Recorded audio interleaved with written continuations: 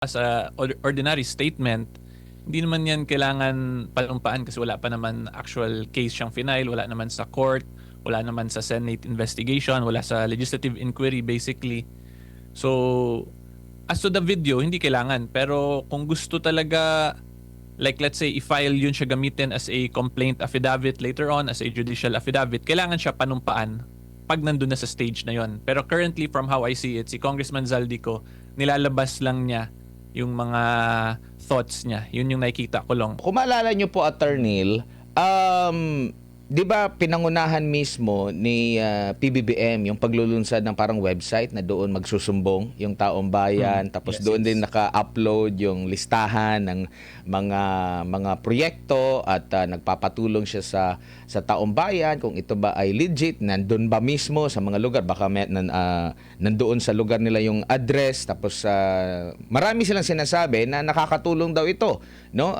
In fact, meron daw sila doon sa Ilocos, sa iba pang mga lugar, dahil meron daw nagsumbong, no? Ang title pa nga, isumbong mo sa Pangulo, o meron daw nagsumbong sa Pangulo.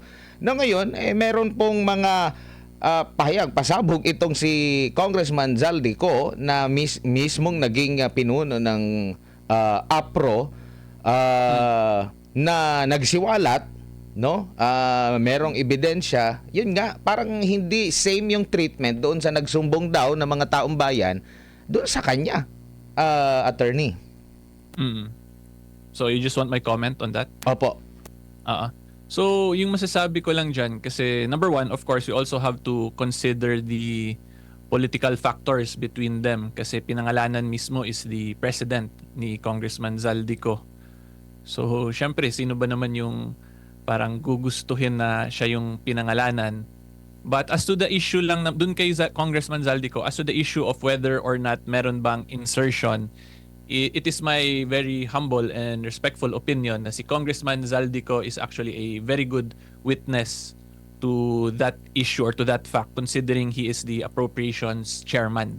Therefore, she is the best witness para sabihin at i-determine kung whether or not meron ba talagang insertions. Yung next issue na lang talaga dyan kasi na kailangan isolve is whether or not yung mga pinangalanan ba ni Zaldy Co is the actual persons who instructed him.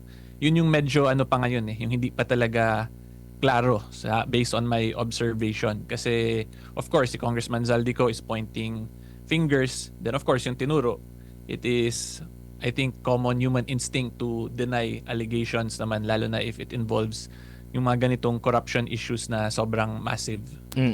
Bilang abogado, attorney, needed ba talaga na panumpaan yung kanyang mga salaysay? Hindi ba pwedeng makapag-imbestiga kung sino man yung investigating body out of doon sa kanyang testimonya? Same nga doon sa mga sumbong ng taong bayan, o kailangan pa talaga panumpaan? Yun yung nagiging ano ngayon debate, umuwi ka na, panumpaan mo yung Yes. so hindi ba uusad yung imbestigasyon? Meron din siyang inilahad, attorney. So, si Congressman Zaldy Co, the way I see it, he's just making a video statement dun sa personal account niya. So, as a ordinary statement, hindi naman yan kailangan panumpaan kasi wala pa naman actual case siyang final, wala naman sa court, wala naman sa Senate investigation, wala sa legislative inquiry basically. So, as to the video, hindi kailangan. Pero kung gusto talaga, like let's say, i-file yun siya gamitin as a complaint affidavit later on, as a judicial affidavit, kailangan siya panumpaan pag nandun na sa stage na yon. Pero currently, from how I see it, si Congressman Zaldy Co, nilalabas lang niya yung mga thoughts niya. Yun yung nakikita ko lang. And since he is still in that stage, hindi naman yan kailangan panumpaan because that is just a statement by a private citizen kasi hindi na po siya congressman, di ba? And at the end of the day, we just have to remember, or we just have to consider as the people who observe these statements is that whether or not credible, reputable, or meron bang valid credentials yung taong nagsasabi ng ganun. Yun lang yung kailangan natin consider dyan kasi again, wala pa naman po talaga tayo sa proper court proceedings, judicial proceedings, or legislative proceedings. So hindi naman yan mandatory talaga na manumpa. Pinapalabas, yung observation ka lang, nilalabas lang ni former Congressman Co, yung thoughts niya as to the issue.